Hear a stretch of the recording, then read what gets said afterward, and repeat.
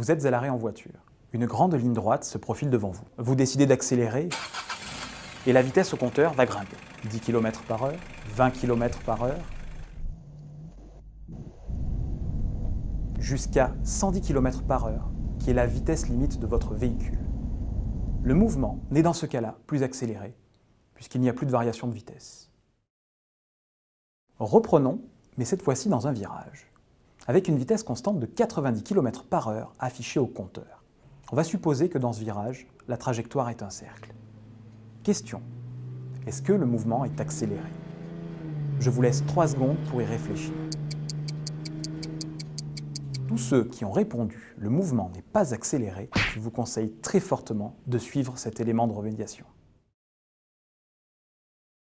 Voici les vecteurs position, vitesse et accélération exprimés en fonction des coordonnées cartésiennes et en fonction des coordonnées polaires. Ce tableau vous semble compliqué, limite inaccessible? Pas de panique, nous avons pensé à vous et cet élément va vous permettre de clarifier un certain nombre de notions. Détaillons un petit peu les objectifs de cet élément. Le premier objectif va être de vous convaincre de l'utilité des coordonnées polaires pour étudier certains types de mouvements. Pour ce faire, nous allons avoir besoin de certains prérequis mathématiques que nous allons vous rappeler. Nous allons tester vos connaissances sur ces prérequis mathématiques à l'aide de petits QCM et vous pourrez visualiser les réponses en temps réel, histoire de vous tester. Ensuite, vous pourrez visualiser, si vous le souhaitez, des vidéos qui vous démontreront ces résultats. Nous établirons ensuite l'expression générale des vecteurs vitesse et accélération dans le système de coordonnées polaires. Et nous appliquerons ce système de coordonnées polaires à un cas bien particulier en utilisant le principe fondamental de la dynamique. Et enfin, nous reprendrons l'ensemble des exercices constituant cet élément de remédiation pour pouvoir vous permettre de vérifier l'état de vos connaissances et de vos compétences. Voici le genre de schéma que vous serez capable de dessiner. Ici, vous avez la définition des variables intervenant dans le système de coordonnées polaires, ainsi que les vecteurs U indice R et U indice θ. Ne vous inquiétez pas, nous allons les définir. Vous serez capable d'exprimer les vecteurs position, vitesse et accélération en coordonnées cartésiennes, mais aussi en coordonnées polaires. Voici ici un quadrillage sur lequel on a reporté un point origine et l'axe des abscisses, que l'on appelle l'axe des X, et l'axe des ordonnées, que l'on appelle l'axe des Y. Sur ce quadrillage, on reporte la position d'un point M. Comment repérer ce point M? Eh bien, ce point M, on va lui donner des coordonnées. Pour ce faire, on introduit les vecteurs unitaires U indice X et U indice Y et on compte sur l'axe des X le nombre de fois où l'on peut reporter UX et le nombre de fois où l'on peut reporter UY. Et ensuite, nous faisons une addition de Schall pour pouvoir dire que le vecteur OM, autrement dit la position du point M par rapport à l'origine, est égal, dans ce cas précis, à moins 5 U indice X plus 6 U indice Y. On pourrait déterminer la position en utilisant un autre vecteur qui serait le vecteur U indice R. On devrait pour cela compter le nombre de vecteurs U indice R et on n'obtiendrait pas nécessairement un nombre entier. C'est notamment le cas ici. Pour écrire la position OM, nous écririons que c'est la longueur de ce vecteur R fois ce vecteur U indice R qui est aussi un vecteur unitaire de longueur 1. Dans notre cas, on peut se poser la question, comment exprimer OM dans les deux systèmes de coordonnées? Dit autrement, comment exprimer U indice R en fonction de U indice X et U indice Y? Pour ce faire, nous avons ces deux égalités. Nous avons la longueur R ici, donc la norme du vecteur OM, qui est connue, puisqu'il s'agit simplement ici d'appliquer le théorème de Pythagore dans ce triangle rectangle, et on sait que R c'est la racine carrée de moins 5 au carré plus 6 au carré, ce qui fait racine de 61. Ensuite, nous n'avons plus qu'à égaler la première ligne avec la deuxième, puisque OM égale OM, et nous trouvons R u indice r est égal à moins 5 u indice x plus 6 u indice y. En faisant passer r de l'autre côté, nous trouvons u indice r en fonction de ux et de uy. Nous avons réussi, pour cette position, à exprimer le vecteur ur en fonction de ux et uy. Nous allons montrer, mais c'est évident, qu'il s'agit d'un vecteur unitaire en calculant sa norme. Le calcul de la norme donne bien 1. Maintenant, pour un point donné, nous avons ceci.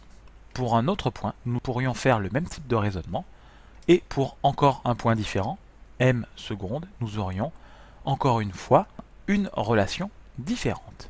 Plutôt que de faire ça pour chaque point de l'espace, nous allons trouver des fonctions f et g de θ qui permettent d'exprimer pour tout θ u indice r en fonction de u indice x et u indice y. Nous définissons ensuite un vecteur u indice θ qui est perpendiculaire à UR et qui est en fait le même vecteur que le vecteur UR mais tourné de plus pi sur 2, c'est-à-dire ici vers la gauche.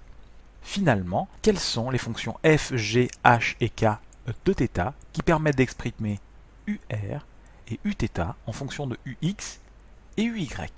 C'est à vous pour le QCM. On peut se poser la question, est-ce que l'on peut passer d'un système de coordonnées à l'autre et comment le faire? Sur la gauche de l'écran, j'ai les coordonnées polaires et le vecteur position exprimé en coordonnées polaires, et sur la droite, les coordonnées cartésiennes et le vecteur position exprimé en coordonnées cartésiennes.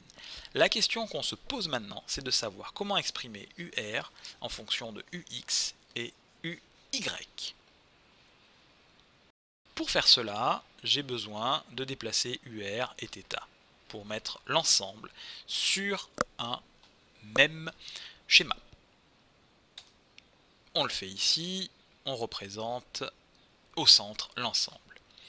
Et on va utiliser à nouveau la relation de Chasles. On peut écrire UR en fonction de deux vecteurs qui sont le vecteur rouge plus le vecteur vert.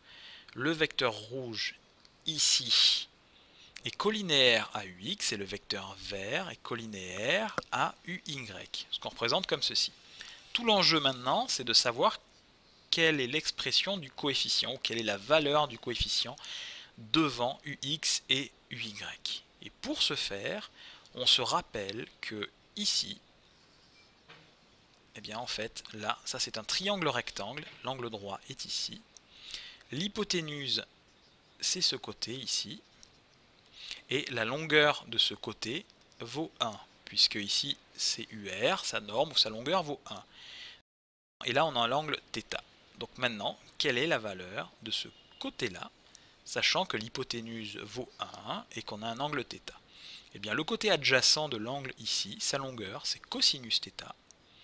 Le côté opposé à l'angle θ, donc ici, sachant qu'ici c'est toujours la longueur 1, eh bien pour ce côté opposé, c'est sinus θ. Donc là, je vous ai plus mis que UR dépendait du temps, mais en réalité, il est valable pour tout temps. Donc si j'écris simplement en fonction du temps, on voit bien que UR dépend du temps, et c'est θ qui varie en fonction du temps. UX et UY, eux, sont tout le temps fixes, ils ne bougent pas. Donc ici, j'ai écrit l'expression de UR en fonction du temps. J'ai une première partie de ma solution. Mais on voit qu'il manque une information. Parce que dans le système de coordonnées cartésien, on avait U indice X, U indice Y. Et dans le système de coordonnées polaires, pour le moment, on n'a que UR. Il nous manque un deuxième vecteur. Comment a-t-on fait? On a défini un deuxième vecteur à partir de ce premier vecteur UR. Et ce premier vecteur UR, donc qui pointe ici, le deuxième vecteur, c'est U indice θ.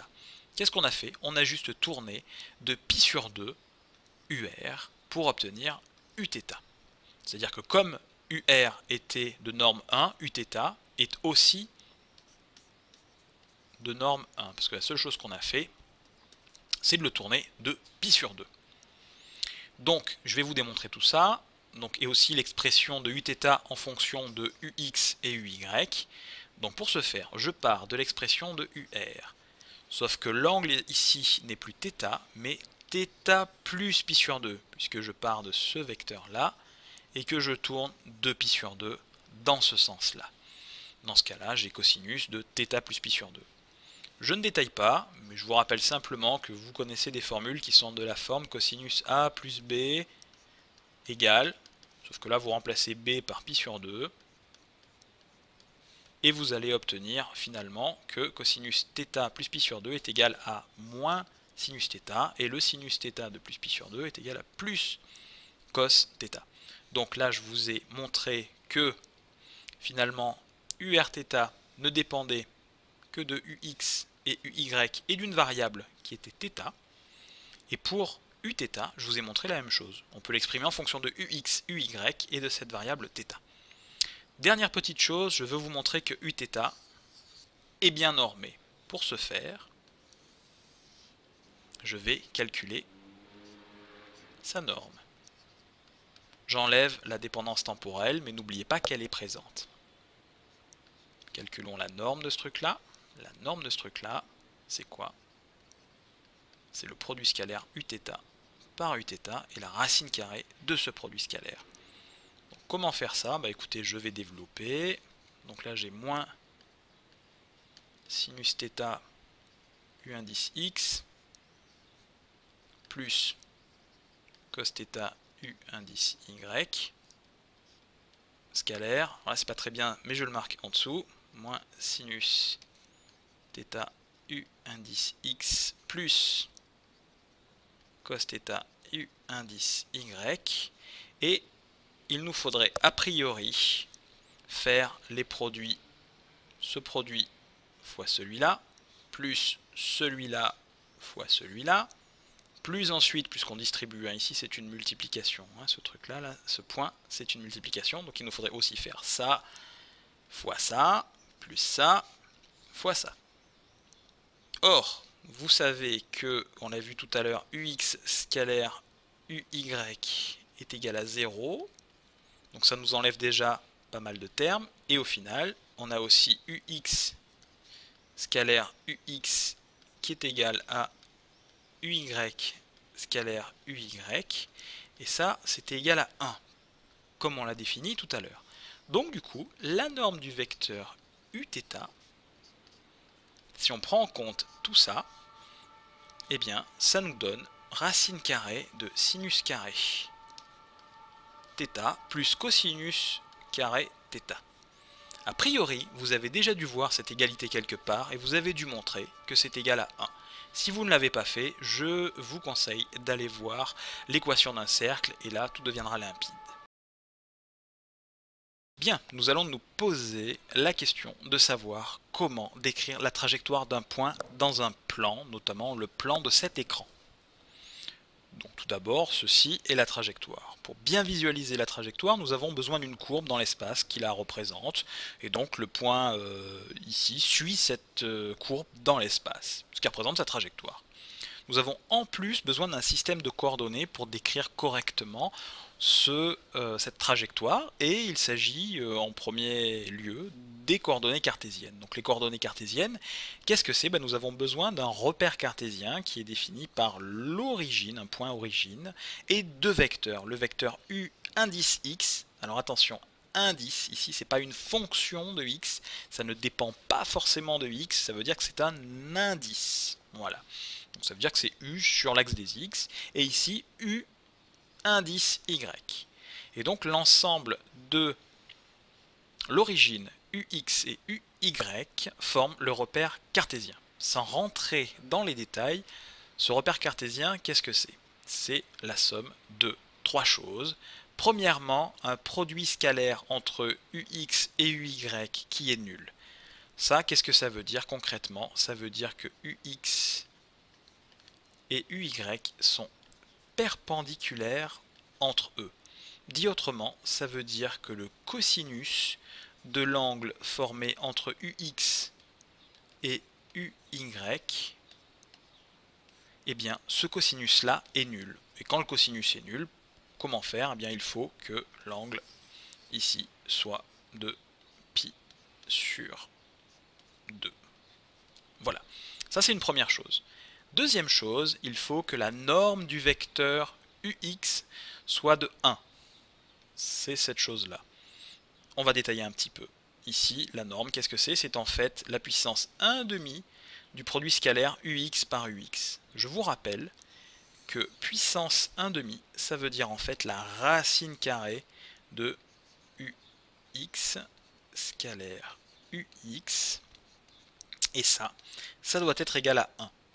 On parle de norme, on le note comme ceci, mais c'est également ce que l'on appelle la longueur d'un vecteur, d'accord? Et c'est un vecteur dit unitaire. Pareil pour le vecteur uy, donc je ne détaille pas ici. Bien, donc maintenant nous avons cette trajectoire et nous avons 3 temps. Imaginons ici 3 photographies.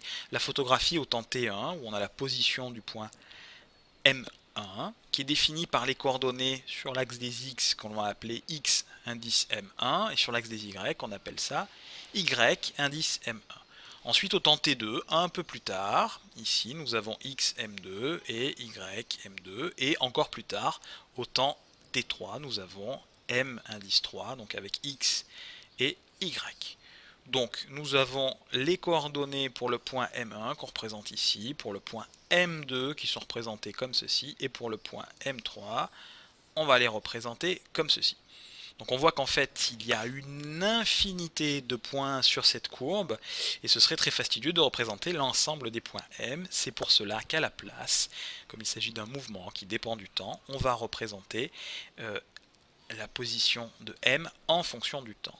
Et les coordonnées sur l'axe des X, ici, va être en fait une fonction du temps, X de T, donc ceci, X en fonction du temps, donc on dit X de T, c'est une fonction du temps, et pareil pour Y, ici, on dit Y de T, Y en fonction du temps. On peut définir la position en utilisant le vecteur position qui relie l'origine à ce point M.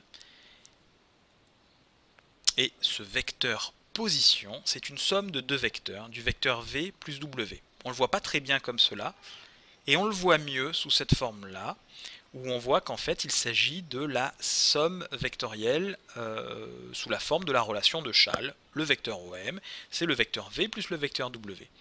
Comment on exprime le vecteur V? Le vecteur V sur l'axe des X, donc il est collinéaire à ce vecteur UX, et du coup sa longueur ici de ce vecteur V, c'est simplement entre 0 et X, donc sa longueur à ce vecteur, c'est ça. Donc ça, c'est le vecteur V, et ça, c'est le vecteur W. Et vous voyez que ce vecteur OM, en fonction du temps, on peut le représenter dans les coordonnées cartésiennes sous cette forme-là. Est-ce que c'est la seule façon de représenter une trajectoire d'un point dans le plan? Non, il en existe beaucoup d'autres. Et aujourd'hui, nous allons voir les coordonnées polaires. Plutôt que d'utiliser X et Y, coordonnées cartésiennes, on va utiliser ce que l'on appelle les coordonnées polaires. En un temps T1, notre point se trouve en cette position M1, et on peut utiliser deux autres variables. Tout d'abord R1, qui est la distance entre O et M1, et un angle, ici, entre l'axe des abscisses, qui était l'axe des X, et ici, cet axe reliant le point O au point M.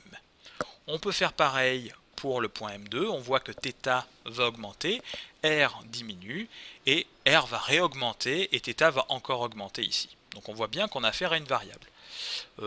On pourrait écrire pour chacun des points, M1, M2, M3, les variables ici, R1, θ1, R2, θ2, R3, θ3, et on pourrait le faire pour l'ensemble des points de cette courbe, ce qui serait encore une fois très fastidieux.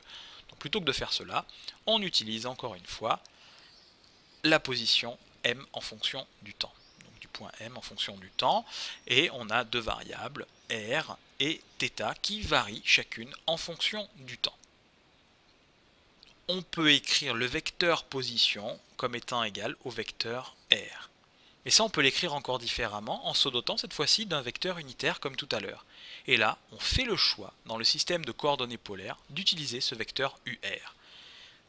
Comme on le voit écrit ici, R et UR sont collinéaires, c'est-à-dire qu'ils pointent tous les deux dans la même direction.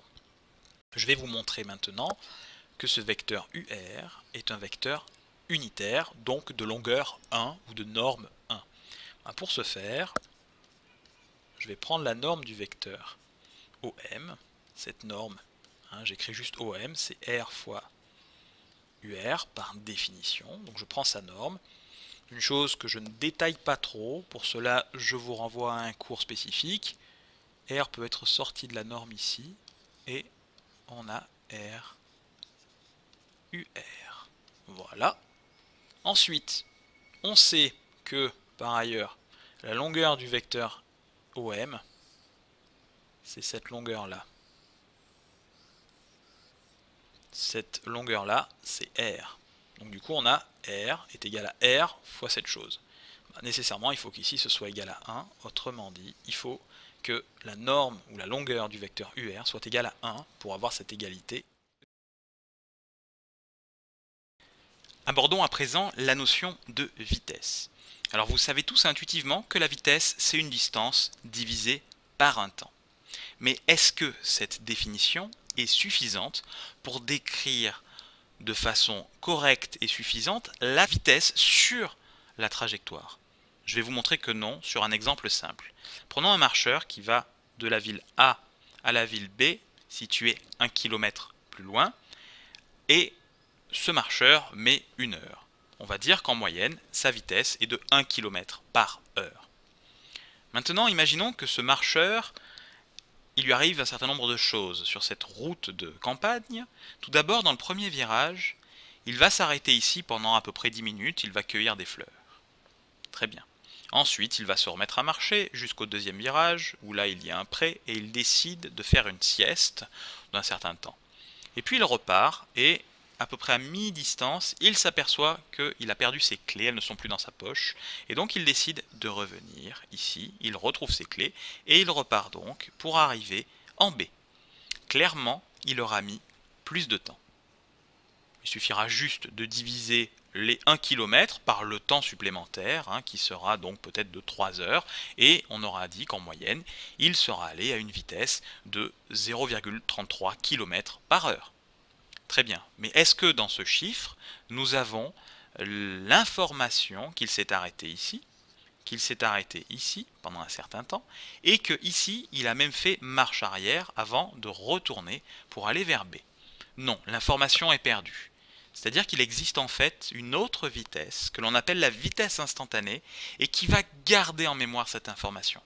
Cette vitesse instantanée, c'est la vitesse pour tout temps. C'est-à-dire que je vais savoir à quelle vitesse je me trouve ici, ici, ici, ici, etc.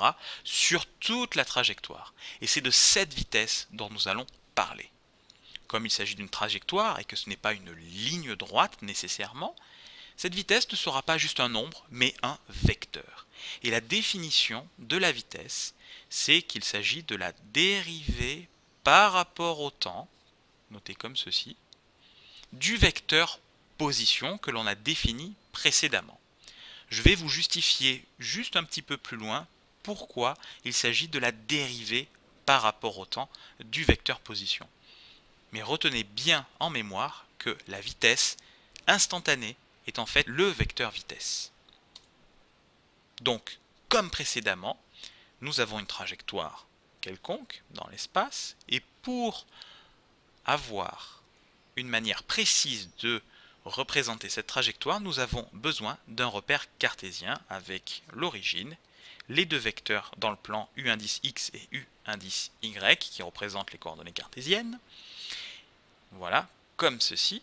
Et on représente pour tout temps la position du point M par rapport à l'origine sur l'axe des x par la fonction x de t, x dépendant du temps, et y dépendant du temps, sur l'axe des y. Le vecteur position est défini par rapport à l'origine et dépend du temps, bien sûr, puisque M se déplace sur sa courbe.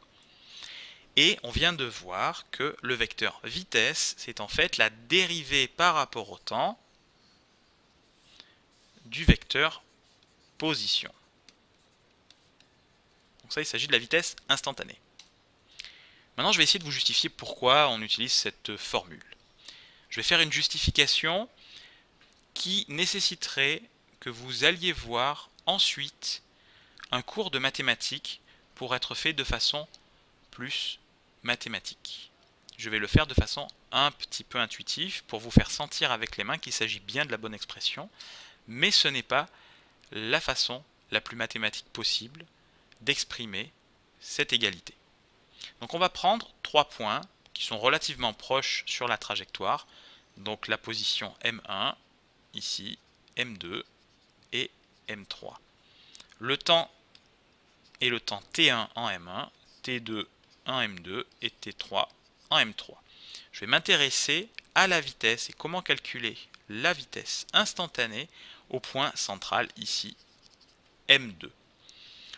On sent intuitivement que pour pouvoir définir cette vitesse, il faut que je puisse savoir quelle est la variation de position sur l'intervalle de temps. Donc clairement ici, la variation de position, ça va être entre ces deux points-là, ici, et l'intervalle de temps T3 moins T1, je vais pouvoir calculer cette vitesse-là.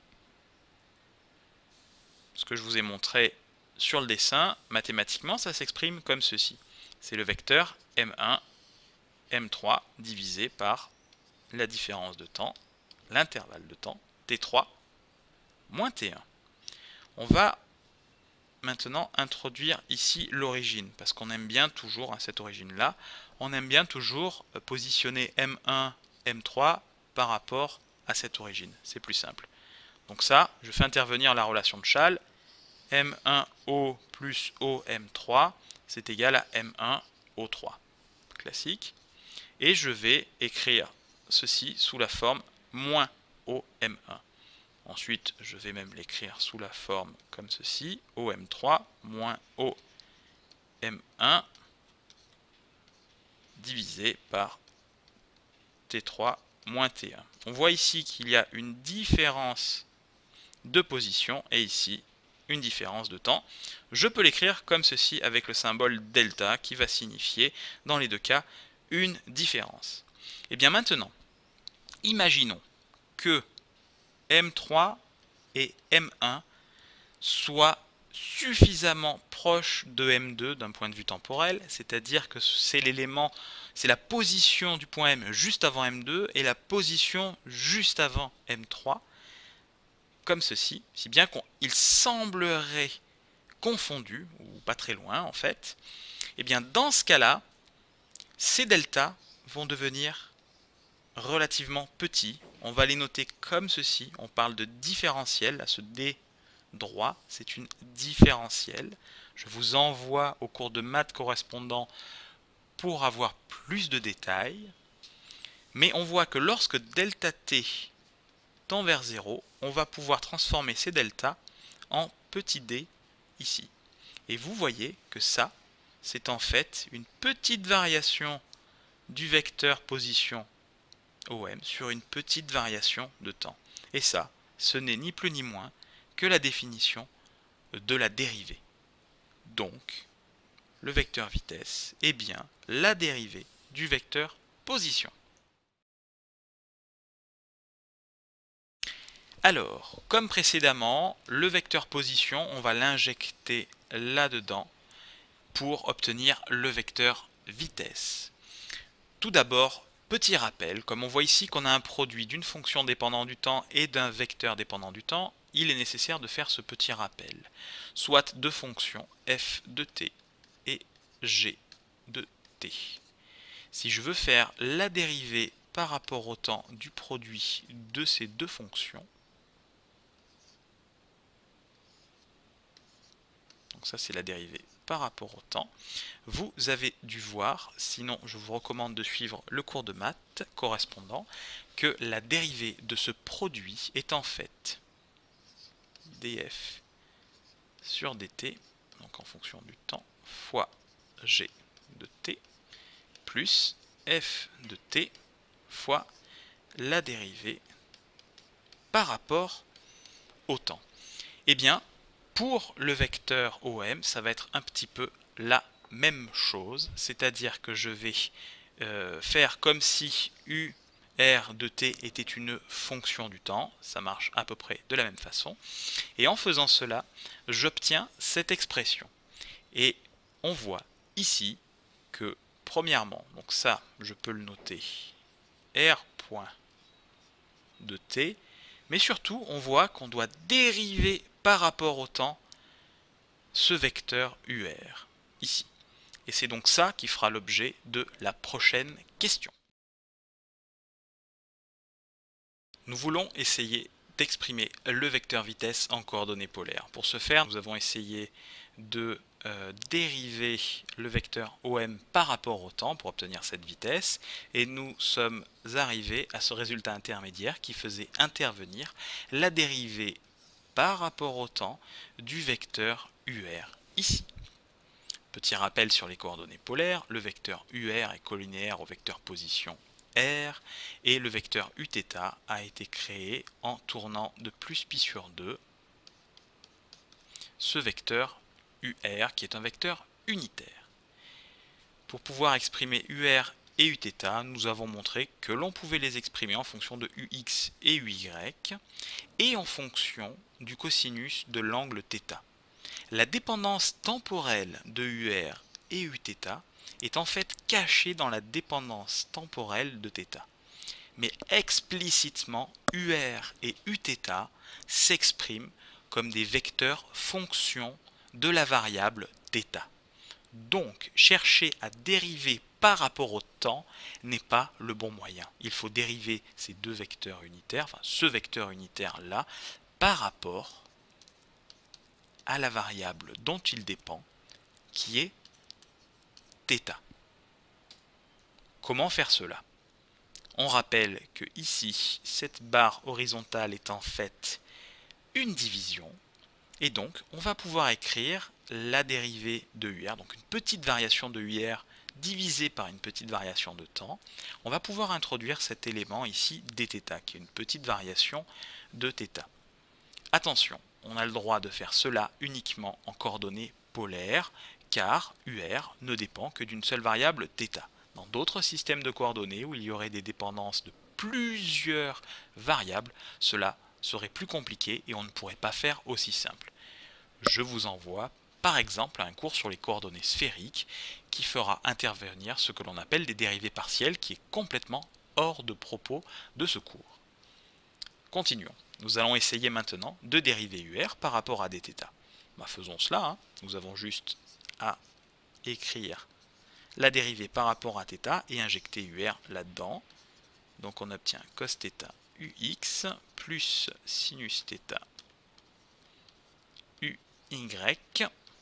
C'est la dérivée d'une somme, c'est donc la somme des dérivées. Donc du coup, d sur dθ, cos θ ux plus d sur dθ sinus θ uy. Comme ux ne dépend pas de θ, d'accord, θ peut bien varier, il peut prendre toutes les valeurs qu'il veut, on peut faire le tour complet ici, pas de problème. Ux restera ux et ne changera pas de direction. Dans ce cas-là, on peut le sortir du signe dérivé. Pareil pour uy. Et du coup, on va obtenir quelque chose de cette forme-là, d sur dθ de cos θ ux plus d sur dθ sinus θ uy. Et maintenant, c'est relativement simple. Ce terme-là, ici, dérivé de cosinus θ, qu'est-ce que c'est? Ça va être moins sinus θ. Et la dérivée du sinus θ, ça va être plus cosinus θ. Et nous obtenons donc cette expression ici, qui exprime la dérivée de UR qui dépend de θ par rapport à cette variable θ, et c'est donc sinus θ ux plus cos θ uy. On compare cette expression à l'expression de uθ et on voit que c'est la même chose. On a un moins sinus θ ux plus cos θ uy. Donc en fait la dérivée ici par rapport à θ de UR, c'est uθ. Et donc si maintenant on injecte ça là-dedans, et ça ici c'est quelque chose que l'on peut noter θ point, on va avoir directement l'expression suivante, la dérivée par rapport au temps de UR, c'est en fait le vecteur uθ fois la dérivée de θ par rapport au temps, et ça on peut le noter aussi θ point. Nous avons donc obtenu notre résultat intermédiaire. Nous cherchons à obtenir l'expression du vecteur vitesse en coordonnées polaires. Donc quelques rappels rapides puisqu'ils ont été développés précédemment. La définition du vecteur vitesse, vecteur vitesse instantanée, c'est la dérivée par rapport au temps du vecteur position. Le vecteur position exprimé en coordonnées polaires est exprimé comme ceci, où j'ai introduit R et le vecteur unitaire UR qui dépend du temps de par son orientation. Le vecteur vitesse, nous avons montré, donc ça c'est un résultat intermédiaire, qu'il dépendait de la dérivée par rapport au temps de ce vecteur UR. Et on a même montré précédemment que ce terme-là, la dérivée de UR par rapport au temps, était en fait collinéaire à uθ et à la dérivée de θ par rapport au temps, que l'on note également θ point.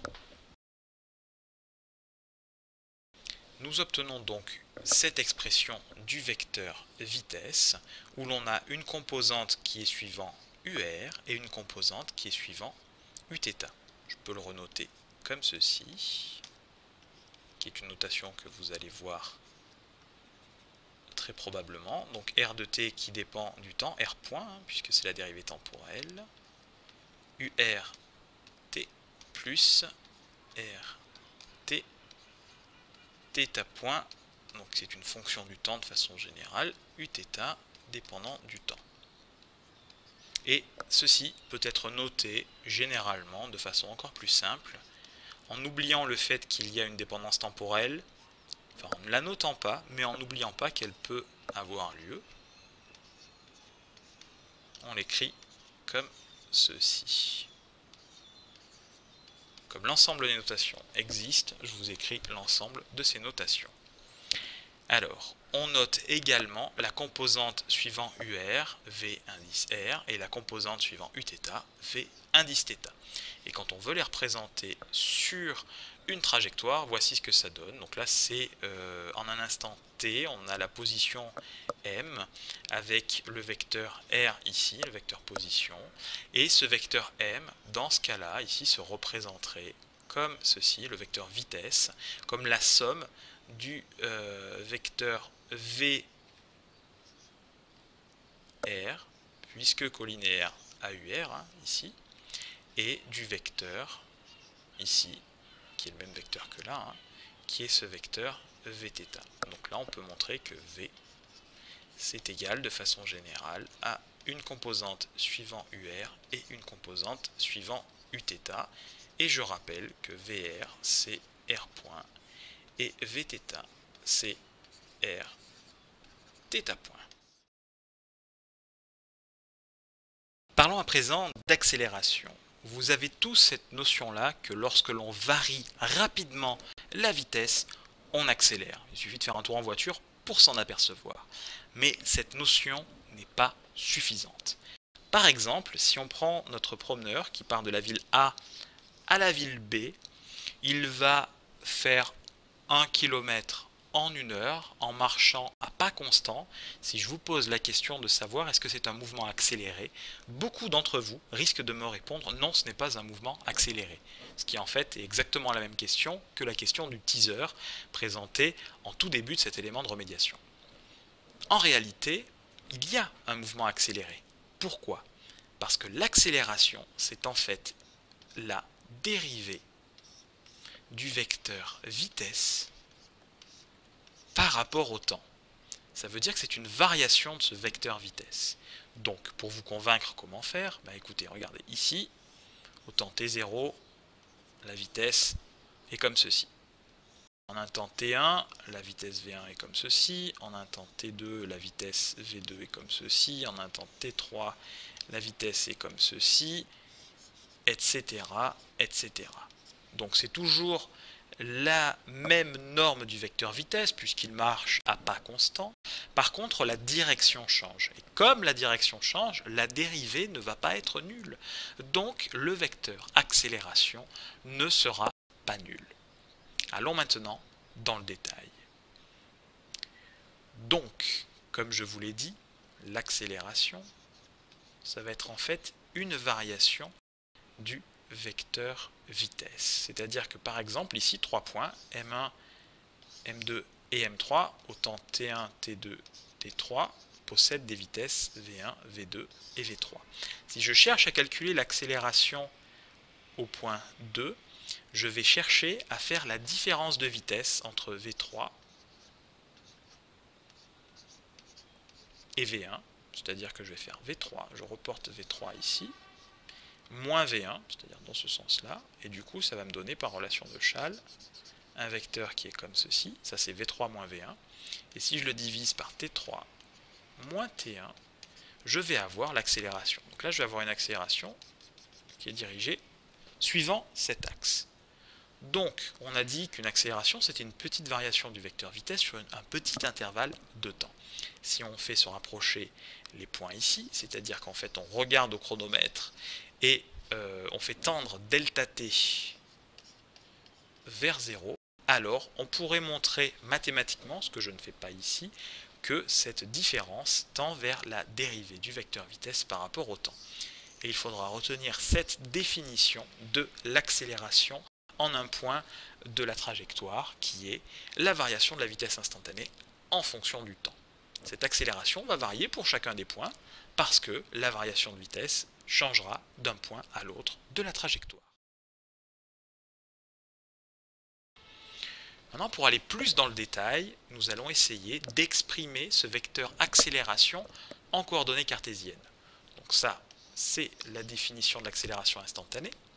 Ça, c'est l'expression du vecteur vitesse en coordonnées cartésiennes, comme nous l'avons montré précédemment.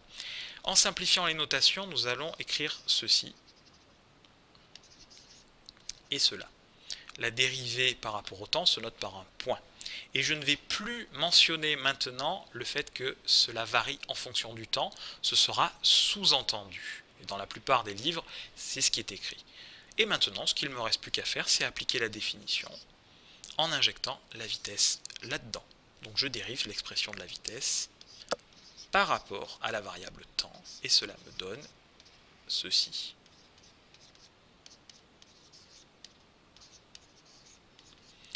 La dérivée d'une somme, c'est la somme des dérivées.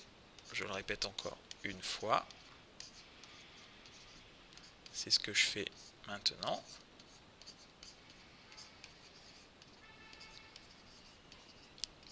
Et maintenant, comme ux ne dépend pas du temps, je vais pouvoir le sortir de la dérivée. La dérivée n'agit pas dessus. Pareil pour uy.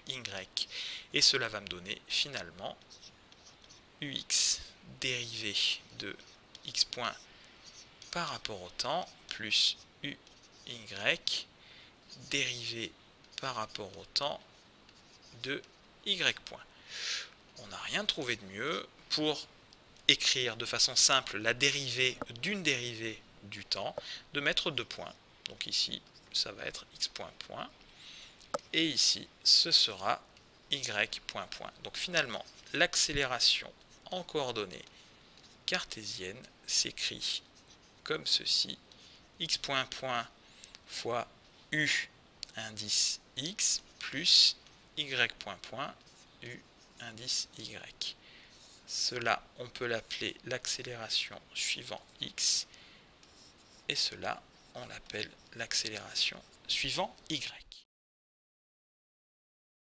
La même question se pose maintenant pour les coordonnées polaires, où l'on a obtenu l'expression de la vitesse en coordonnées polaires comme ceci. Donc là, je vais faire les mêmes simplifications d'écriture. La dérivée par rapport au temps, je le note r point. Je note plus la dépendance temporelle pour gagner de l'encre. Ici, pareil, je note plus la dépendance temporelle, mais je n'oublie pas que cela dépend du temps, l'orientation de ce vecteur, et je fais la même chose sur ce deuxième terme ici, donc θ point, uθ. Donc là j'ai mon expression de la vitesse, et je vais maintenant dériver cela. Donc cela donne quelque chose qui a cette forme-là.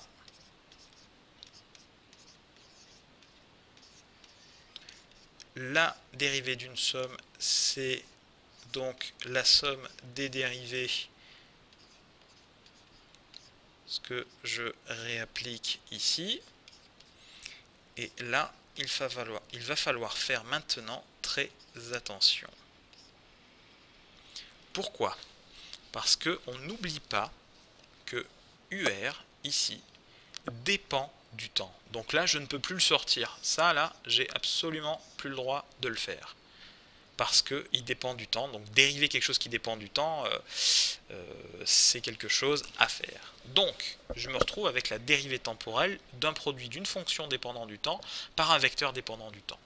Je rappelle en haut à droite un résultat qui est que la dérivée par rapport au temps de deux fonctions dépendant chacune du temps, c'est quelque chose qui est de la forme df dt fois g plus f dg sur dt, que je vais même noter d'ailleurs f.g, j'ai bien mon point, plus f g point. Donc je vais utiliser ça pour calculer ce terme ici. Donc ça va me donner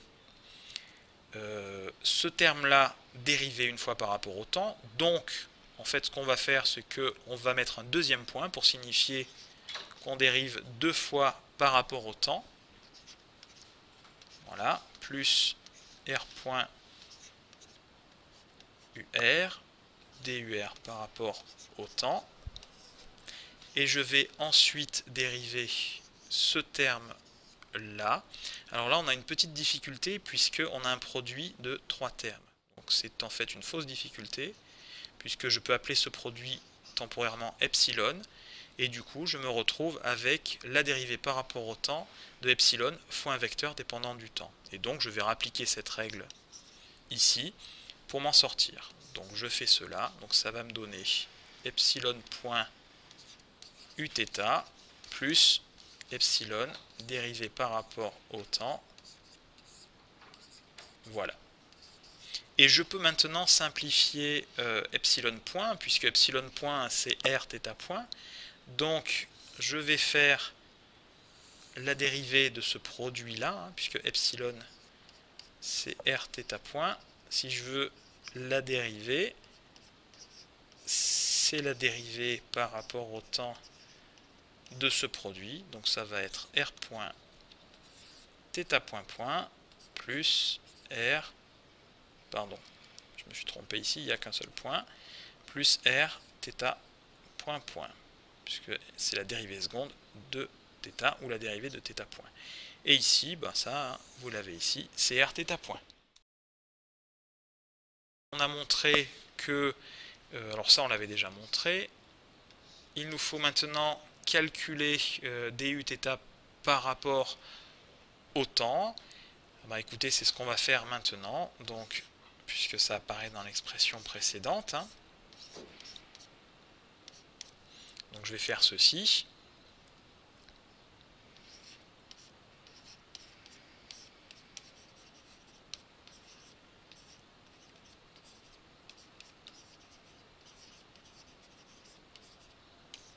Voilà. Sauf que on s'aperçoit qu'ici c'est une dérivée par rapport au temps, et ici la variable c'est θ. On a un problème. Pour pouvoir résoudre ce problème, en fait, il faudrait que je dérive par rapport à la variable qui est θ, que j'ai identifiée.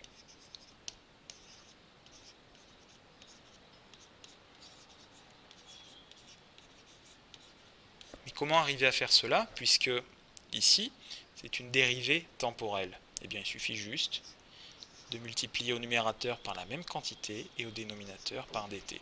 Je pourrais éventuellement simplifier ce terme, et on voit qu'on retombe bien sur le terme de gauche. Donc du coup ici, ça me donne θ point, et là je peux dériver par rapport à θ. Donc ce que je vais faire, c'est que je vais aller un petit peu plus vite puisqu'on a déjà exprimé tout cela, hein.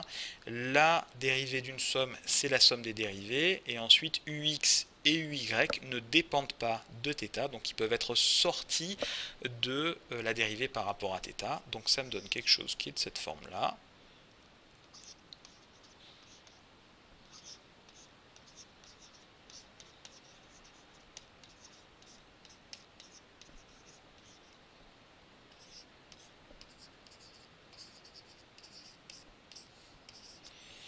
La dérivée de moins le sinus, c'est moins la dérivée du sinus, et la dérivée du sinus, on sait que c'est le cosinus. Donc ici, c'est moins le cosinus, θ, et là, la dérivée du cosinus, c'est moins le sinus. Donc on a moins le sinus θ. Donc là, je peux mettre ça sous la forme, en mettant en facteur le moins ici et là, moins θ point, cos θ ux, plus sinus θ, uy. Et il me reste maintenant à essayer d'identifier ce vecteur pour à la fin ne plus du tout faire apparaître ux et uy, puisque je vous rappelle qu'on est dans le système de coordonnées polaires et que ux et uy c'est bien pratique, mais à la fin ça ne doit plus apparaître. Donc ça c'est un petit peu tout ce qu'on a calculé, et on a montré que la dérivée par rapport à θ de uθ c'était moins ce truc là, et en fait si vous vous rappelez bien, UR c'est cos θ, UX plus sinus θ, UY. Donc au final, si j'injecte ça là-dedans, duθ par rapport à θ, c'est moins UR, tout simplement. Et si j'injecte ça là-dedans, bah écoutez, ça me donne moins UR θ point. Donc du coup, j'ai cette expression ici. Petite parenthèse très rapide, lorsque l'on avait dérivé UR par rapport à θ, on avait obtenu Uθ. Et lorsque l'on dérive Uθ par rapport à θ, on obtient moins UR. Donc en fait, on peut retenir que dériver un vecteur par rapport à θ revient à tourner ce vecteur de plus pi sur 2 dans le plan OXY. C'était un résultat intermédiaire et intéressant. Donc maintenant, on rassemble un petit peu l'ensemble de nos termes, hein, une fois qu'on a fait toutes ces dérivées. Donc ça, c'était le terme entre crochets, ici. Ça, on l'a calculé. Ça, on vient de faire le calcul, qui n'était pas si compliqué que ça. On va injecter ça là-dedans. Ça, on l'injecte là-dedans. Et au final, on obtient l'expression de l'accélération instantanée, qui est celle-ci. On a un terme qui est collinaire à UR et un terme qui est collinaire à Uθ. On les note comme ceci, ou on pourrait également les noter comme cela. Vous ne vous en rendez pas encore compte, mais dans la prochaine vidéo, après la prochaine question, vous verrez qu'en fait, utiliser les coordonnées polaires peut énormément simplifier le problème, parce qu'en fait, en fonction du mouvement, certains de ces termes, des dérivées secondes ici, ou des dérivées premières, ou ici des dérivées premières, là ou là, voire ici dérivées secondes, peuvent dans certains cas s'annuler, ce qui laisse un nombre de termes très petit. Alors nous passons maintenant aux applications. Alors vous avez devant les yeux l'ensemble des choses que vous devez absolument connaître concernant les coordonnées polaires. Donc vous avez la définition des variables θ et r, dépendant du temps. Vous avez également la façon dont on a défini UR et Uθ, ici, en tournant de plus pi sur 2 dans ce sens-là. Voilà, donc là vous avez l'ensemble des éléments qui vont être nécessaires pour pouvoir étudier un mouvement en coordonnées polaires. Donc je vous rappelle également que l'on a démontré l'ensemble de ces trois choses, et qui sont que la position est définie comme ceci. De cela découle le vecteur vitesse. On a dérivé le vecteur position pour obtenir le vecteur vitesse, en montrant qu'il était la somme de deux composantes, une composante suivant UR et une suivant Uθ. Et vous aviez également l'accélération que l'on a obtenue en dérivant deux fois la position. Et pareil, hein, c'est une composition de UR et Uθ. Alors vous voyez toutes les fonctions R en fonction du temps, θ point en fonction du temps, et toutes les dérivées, hein, R point, R point point, θ point point. Et donc tout ceci va nous permettre de décrire une trajectoire. Mais pour le moment, on n'a pas dit ce qu'était cette trajectoire. C'est-à-dire que jusqu'à présent, cela s'applique à n'importe quel type de trajectoire. On pourrait très bien utiliser également les coordonnées cartésiennes, c'est complètement équivalent, sauf que mathématiquement, ce sera peut-être plus difficile dans certains cas d'utiliser les coordonnées cartésiennes. S'il s'agit d'un mouvement à une dimension, par exemple, utilisez les coordonnées cartésiennes, mais s'il s'agit d'un mouvement qui a une rotation, qui possède une rotation autour d'un axe, je vous conseille vivement d'utiliser les coordonnées polaires, et c'est ce qu'on va faire maintenant. Donc on va se pencher sur le cas du mouvement circulaire, c'est-à-dire un point M, ici, qui va évoluer sur cette courbe en rouge qui est un cercle en fait. Donc la trajectoire est dite circulaire. Première conséquence de ça, eh bien, c'est que la distance entre O et M est une constante. On parle de rayon du cercle.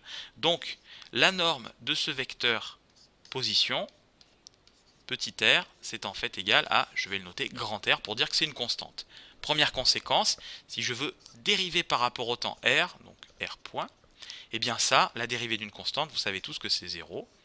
Et deuxième conséquence, R point point va aussi être égal à 0. Donc vous voyez là qu'il ne me reste plus qu'à remplacer dans ces trois égalités vectorielles par 0, là où il y a besoin de remplacer par 0. Donc déjà, R point, c'est nul. Donc l'ensemble ici est nul. Et où est-ce qu'on a R point? On a R point ici. Donc ça c'est nul, donc du coup le produit ici est nul. Et on a R point point ici qui est nul. Je vais remplacer par grand R là où il y a des constantes. Donc ici c'est en fait un grand R. Ici c'est en fait un grand R. Et il me reste là un grand R et éventuellement ici aussi. Ensuite, j'ai besoin de formuler une hypothèse. Je ne serais pas obligé, j'aurais pu vous dire au départ, soit un mouvement circulaire uniforme, et là je vais me restreindre au cas uniforme. Uniforme, ça veut dire quoi? Donc je le note, uniforme, ça veut dire que la norme du vecteur vitesse est une constante. Je vais la noter V indice 0, comme ceci, pour signifier que c'est une constante. Alors ça, c'est exactement ce qui s'est passé dans votre teaser lorsque vous aviez un virage qui était un quart de cercle et lorsque j'ai dit au compteur, on est à 90 km/h, c'est-à-dire la norme du vecteur vitesse égale constante. Et là, je vais maintenant vous démontrer qu'il y a une accélération en utilisant les coordonnées polaires. Et si vous aviez su faire ça, vous auriez été capable de répondre à ma question. Donc maintenant, vous serez capable de répondre à la question et vous ne vous laisserez plus piéger. Donc, c'est parti. Qu'est-ce que cela veut dire un vecteur qu'est-ce que cela veut dire un mouvement uniforme? Donc c'est un mouvement à vitesse, à norme de vecteur vitesse constante. Écrivons à présent la norme de ce vecteur. La norme de ce vecteur qui doit être constante, ça va être R, θ point, norme du vecteur Uθ.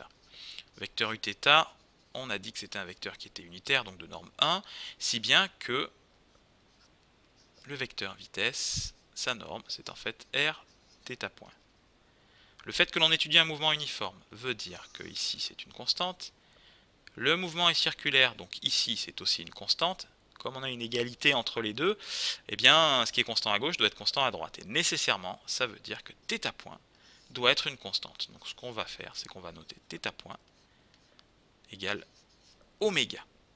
Donc ça va nous dire en fait à quelle vitesse va tourner notre point M autour de O. Vous imaginez ici en fait un mouvement qui est uniforme, donc c'est un mouvement qui va être comme ça. Un petit peu comme le mouvement d'une aiguille dans une horloge. Bien. Donc θ point est une constante, cela veut dire que θ point point va être égal à 0, c'est la dérivée d'une constante, c'est égal à 0, donc comme ce terme-là ici est nul, le produit ici est nul, ce qui veut dire que finalement, l'accélération dans le mouvement circulaire uniforme est uniquement sur UR. Et je peux remplacer ici, j'ai oméga au carré, et ici, oméga. Donc, allons un tout petit peu plus loin. Nous avons réussi à écrire finalement notre vitesse et notre accélération sous cette forme-là, beaucoup plus simple qu'au départ, je vous rappelle. Donc, on a quasiment terminé. on a montré que la vitesse ici, elle est collinéaire à uθ, ça veut dire que la vitesse est tangente à la trajectoire. La trajectoire, c'est le cercle rouge. Donc on a un angle droit ici, là aussi. Donc on a ici la vitesse qui est tangente à la trajectoire. Et en plus, on voit que l'accélération, elle est perpendiculaire à cette trajectoire et dirigée dans le sens opposé au vecteur UR, c'est-à-dire là cette flèche violette ici, dirigée vers l'intérieur. Donc ça, c'est vraiment une démonstration. Je vais aller un tout petit peu plus loin pour pouvoir vous montrer que ça correspond au résultat que vous avez sans doute vu avant, puisque vous avez dû voir avant que l'accélération, c'était en gros v au carré sur r fois un vecteur qui rentrait dans le cercle. Eh bien, je vais vous montrer ça tout de suite. Eh bien, c'est pas très compliqué. De ça, on tire que la norme v, c'est égal à r oméga. De ça, on tire que oméga, c'est v sur r. Rien de compliqué. Et on voit bien ici qu'il y a oméga qui nous embête, donc on va le remplacer pour obtenir alors l'accélération qui est égale à moins r. Je remplace v sur r au carré UR. Très bien. Et là, du coup, ça me fait un carré. Ça me fait un carré ici. R divisé par r au carré, ça va me faire r. Donc ça, c'est quelque chose qui est de la forme moins v au carré sur r u indice r.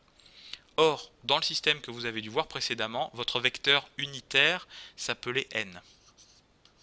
Et ce vecteur, il pointait ici, dans cette direction. Comme n est de norme 1 et qu'il pointe dans la direction opposée à UR, vous conviendrez que n est égal à moins UR. Et donc du coup, là, ce moins UR, il s'agit de n. Donc ce qu'on vient de montrer, c'est que l'accélération, ici, dans le cas du mouvement circulaire uniforme, c'est v au carré sur r, n, qui est un résultat que vous avez dû apprendre par cœur sans le démontrer précédemment, sauf que là, on vient de vous le démontrer en utilisant les coordonnées polaires. Alors, juste avant de terminer, je rajouterai que vous pouvez vous amuser à traiter ce cas avec les coordonnées cartésiennes, mais ce sera beaucoup plus difficile. Bon courage.